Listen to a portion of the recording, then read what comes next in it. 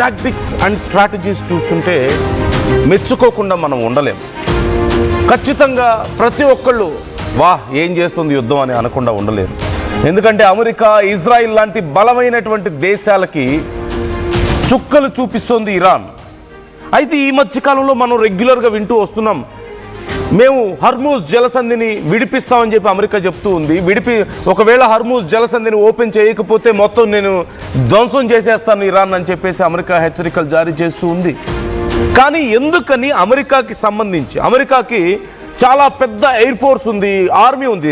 Trump మాటల్లో చెప్పాలంటే we have the strongest army in the world అని చెప్పి చెప్తూ ఉంటాడు కదా. బట్ అంత strong army, navy, air force పెట్టుకొని హర్మూజ్ జలసంధిని విడిపించడంలో ట్రంప్ ఎందుకని విఫలమవుతున్నాడు? ఎందుకు అనే ప్రశ్న వస్తే ఒకటే కారణం, మనకు ఆల్రెడీ ఎగ్జిస్టింగ్ ఎగ్జాంపుల్ ఒకటి కనిపిస్తుంది. ఏంటంటే ఆల్రెడీ ఎయిర్ ఫోర్స్, ఇరాన్కి ఉన్నటువంటి ఆ డ్రోన్స్ అండ్ మిజైల్స్తోనే అమెరికా, ఇజ్రాయెల్ ఎయిర్ ఫోర్స్కి ఆల్రెడీ చుక్కలు చూపిస్తుంది. ఇప్పుడు నేవీ విషయంలో కూడా ఇరాన్, అమెరికా అండ్ ఇజ్రాయెల్కి దమ్ముంటే రండి చూసుకుందామని సవాల్ విసరగలుగుతుంది. దమ్ముంటే సముద్రంలో యుద్ధం చేయడానికి మేము రెడీగా ఉన్నాం, మీరు రాగలరా అంటూ సవాల్ విసురుతోంది. సముద్రంపై ఎంత పెద్ద నౌక తెచ్చుకుంటావో తెచ్చుకో, ఒక చిన్న బోట్తో వచ్చి మొత్తాన్ని లేపేస్తాను అంటూ ఇరాన్ ఇప్పుడు హెచ్చరిస్తుంది. ప్రపంచ చమురు జీవనాడి హర్మూజ్పై ఇరాన్ ఉక్కు పిడికిలు బిగించిన విషయం మనకు తెలిసిందే. ఇందుకోసం ఇరాన్ ఒక స్పెషల్ ఫోర్స్ని రంగంలోకి దింపింది. హర్మూజ్ వైపు వెళ్ళడానికి ఇప్పుడు ఆ ఫోర్స్ని చూసి అమెరికా, ఇజ్రాయిల్ భారీ యుద్ధ నౌకలు సైతం ఇప్పుడు భయంతో చెమటలు పడుతున్నాయి వాళ్ళకి. అమెరికా యుద్ధ నౌకల కోసం ఐఆర్జీసీ మేము వెయిట్ చేస్తున్నామని చెప్తుంది. వస్తే పేల్ చేయడానికి అక్కడ స్పెషల్ ఫోర్స్ ఎదురు చూస్తుంది. ఆ స్పెషల్ ఫోర్స్ ఏంటో తెలుసా? మీకు స్క్రీన్లో కనిపిస్తోంది కదా, అదే అక్కడ ఉన్నటువంటి ఆ చిన్న చిన్న పడవల్లాగా కనిపిస్తున్నాయి కదా, అదే ఇరాన్కు ఉన్నటువంటి అతిపెద్ద సపోర్ట్. ఇప్పుడు ఎంత పెద్ద యుద్ధ నౌకలనైనా సరే తుక్కు కింద కొట్టగలిగేటువంటి ఆ చిన్న చిన్న పడవలు మీకు కనిపిస్తున్నాయి కదా, అదే ఇరాన్ దగ్గర ఉన్నటువంటి అతిపెద్ద సామర్థ్యం. దీన్ని యుద్ధ భాషలో ఒక దోమల దండయాత్ర, మస్కిటో ఫ్లీట్గా పిలుస్తూ ఉన్నారు ఇరాన్. అయితే సింపుల్గా చెప్పాలంటే వీటిని ఎలాగైతే మనం సూసైడ్ డ్రోన్స్ని మనం చూసామో, ఇవి సూసైడ్ బోట్స్. చిన్న చిన్న బోట్స్ ఉంటాయి వాళ్ళ దగ్గర.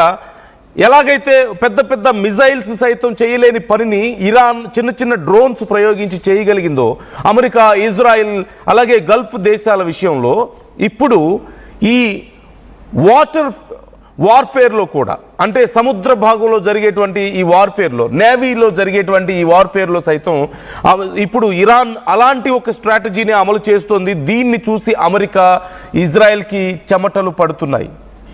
ఈ దోమల యొక్క దండయాత్ర, మస్కిటో ఫీల్డ్గా పిలిచేటువంటి దీన్ని, ఈ మస్కిటో ఫ్లీట్ని చూస్తే ఇప్పుడు అమెరికా వణికిపోతుంది.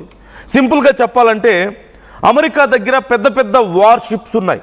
మనందరికీ తెలుసు, సహజంగా అమెరికా దగ్గర ఉన్నటువంటి అబ్రహం లింకన్ గురించి మనం మాట్లాడుతూ ఉంటాం, యుఎస్ఎస్ అబ్రహం లింకన్ గురించి మనం మాట్లాడుతూ ఉంటాం. అలాంటి పెద్ద పెద్ద వార్ షిప్స్ని సైతం, అలాగే యుఎస్ఎస్ గెరాల్డ్ గురించి మనం మాట్లాడుతూ ఉంటాం. ఇలాంటి పెద్ద పెద్ద షిప్స్ని సైతం ఇప్పుడు హర్మూజ్ జలసంధి దగ్గరికి అమెరికా తీసుకువెళ్ళలేకపోతుంది. అక్కడికి వెళ్ళి ఇరాన్కు ఉన్నటువంటి ఆ సైనిక శక్తిని మొత్తం నాశనం చేసి హర్మూజ్ జలసంధిని ఆక్యుపై చేసుకొని ఇదిగో మా చేతుల్లో ఉంది, మేము విడిపించేసామని చెప్పలేకపోతున్నాయి. ఎందుకని? ప్రపంచంలోనే గొప్ప నేవీ అండ్ ఎయిర్ ఫోర్స్ ఉన్నాయి కదా అమెరికా దగ్గర, ఇజ్రాయెల్ దగ్గర మోస్ట్ అడ్వాన్స్డ్ వెపన్ సిస్టమ్ ఉంది కదా, ఎందుకని చేయలేకపోతున్నాయంటే ఈ మస్కిటో ఫ్లీటే అందుకు కారణంగా కనిపిస్తుంది. ఎ వెరీ సిమిలర్ ఎగ్జాంపుల్, ఎలాగైతే చిన్న చిన్న అమెరికా, ఇజ్రాయెల్ మా దగ్గర పెద్ద పెద్ద ఈ మిజైల్స్ ఉన్నాయి, మేము మొత్తం పేల్ చేయగలుగుతామని చెప్పుకుంటున్న సమయంలో చిన్న చిన్న డ్రోన్స్ని around with the cost of 16 to 20 lakhs కాస్ట్తో తయారైనటువంటి ఒక్క డ్రోన్తో గల్ఫ్ దేశాల్లో ఉన్నటువంటి లక్షల కోట్ల సంపదని ఎలాగైతే ఇరాన్ ఆవిరి చేయగలిగిందో, ఇప్పుడు అదే స్ట్రాటజీని ఇక్కడ కూడా నేవీలో కూడా ఛేదించడం. అండర్ వాటర్ ఉంటాయి, కొన్ని 100 మీటర్ల లోపల ఉంటాయి, ఈవెన్ క్షిపణులు సైతం వీటిని రీచ్ అవ్వలేని పరిస్థితి ఉంటుందట. కానీ ఇవి మాత్రం చాలా ఈజీగా లోపలికి వచ్చినటువంటి. అండ్ మరొకటి, ఈవెన్ యుఎస్ దగ్గర సబ్మరైన్స్ కూడా చాలా పెద్ద సంఖ్యలో ఉన్నాయి. కానీ సబ్మరైన్స్ని కూడా స్ట్రైట్ ఆఫ్ హర్మూజ్ దగ్గర కానీ ఇరాన్ వాటర్స్లో కానీ ప్రయోగించలేని పరిస్థితి అమెరికాకు ఉంది. బికాజ్ ఇప్పుడు ఇలాంటి అజ్దార్ లాంటి ఒక శక్తివంతమైనటువంటి ఆయుధాలు ఇరాన్కి తోడు ఉండడమే. సో ఓవరాల్గా మోడ్రన్ వార్ఫేర్ సిస్టమ్ని, వార్ఫేర్ ఐడియాలజీని ఒక రకంగా ఇరాన్ ప్రపంచానికి అందించిందనే చెప్పాలి.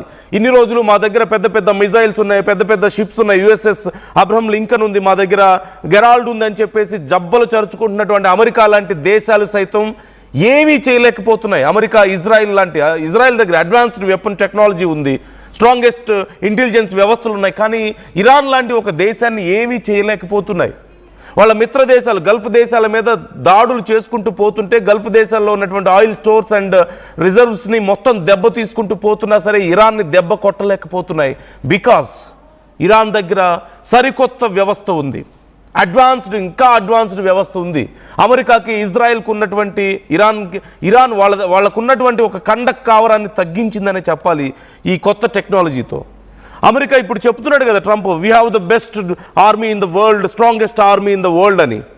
కానీ అంత స్ట్రాంగెస్ట్ ఆర్మీ పెట్టుకొని, స్ట్రాంగెస్ట్ ఎయిర్ ఫోర్స్ పెట్టుకొని, నేవీ పెట్టుకొని, పెద్ద పెద్ద యుద్ధ నౌకల్ని పెట్టుకొని, సబ్మెరైన్స్, పదుల కొద్ది సబ్మెరైన్స్ పెట్టుకొని కూడా ఒక స్ట్రైట్ ఆఫ్ హర్మూజ్ లాంటి దాన్ని విడిపించుకోలేని పరిస్థితి, అండ్ కర్గ్ ఐలాండ్ మీద ఏదో 4 బాంబులేసి బెదిరించడం తప్ప ఏమీ చేయలేని పరిస్థితుల్లో ఇరాన్ని ఉంది. చివరికి ఇరాన్కి సంబంధించినటువంటి కొన్ని డ్రోన్స్ అమెరికా భూభాగంలోకి ప్రవేశించి వాళ్ళ ఇంటెలిజెన్స్ చీఫ్లు ఇళ్ల చుట్టూ తిరుగుతున్నా, వైట్ హౌస్కి దగ్గరలోకి వెళ్ళినా సరే ఇరాన్ని ఏమీ చేయలేని పరిస్థితుల్లో ఇప్పుడు అమెరికా ఉండడాన్ని మనం చూడొచ్చు.